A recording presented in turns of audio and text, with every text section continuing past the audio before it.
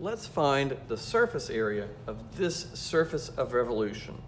This problem comes to us from page 397 in our textbook, Thomas's Calculus. It's problem number 20.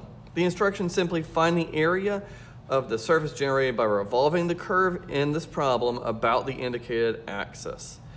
If you have a grapher, you may want to look at these curves to see what they look like. Well, fortunately, this one's already graphed for us here from the textbook. So the curve we're dealing with, x equals the square root of 2y minus 1 on the interval from 5/8 to 1, and we're revolving around the y-axis.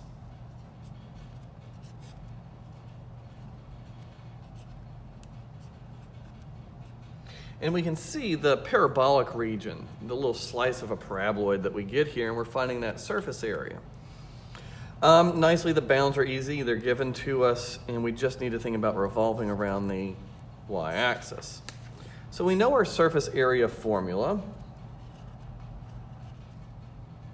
The integral from c to d, that being c and that being d, of 2 pi x times the square root of 1 plus dx dy squared, the derivative of x with respect to y, because my function is defined as a function on y. X is a function on y. And dy. So I'll be integrating with respect to y here. I know what x is equal. I need to know a derivative to plug in there. So let's go on and calculate that derivative.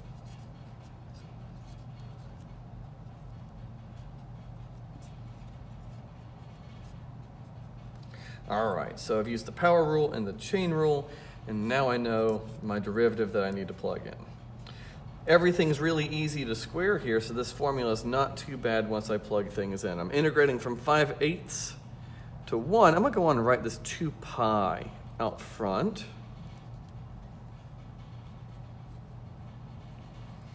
X, and then times the square root of 1 plus this squared. Well, I square the top, I square the bottom. That turns into 1 over 2y minus 1. All right, now let's see what happens if I rethink this as one big square root.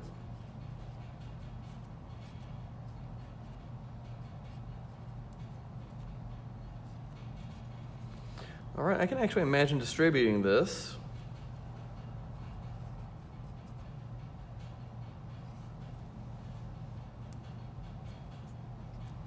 And I'm going to get 2y minus 1 plus 1.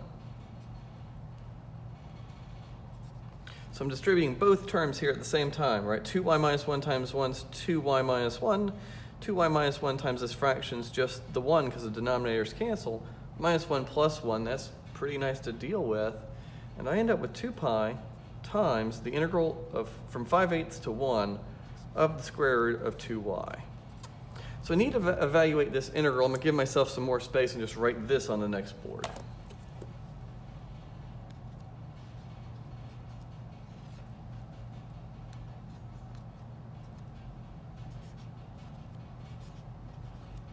All right, I've made one editorial change. I have the square root of 2y here, which is the square root of 2 times the square root of y. And now I'm ready to integrate. I can pull the root 2 out front.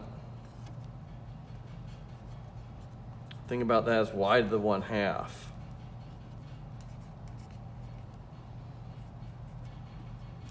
All right, find an antiderivative here using the power rule. And now I need to evaluate from 5/8 to 1.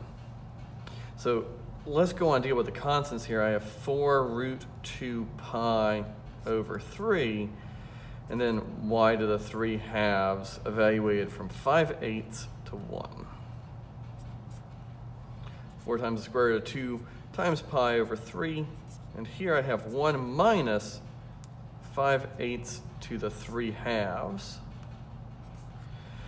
And we could simplify this any number of ways, but that's a nice, happy final answer that we could then get a numerical approximation of using our graphing calculators.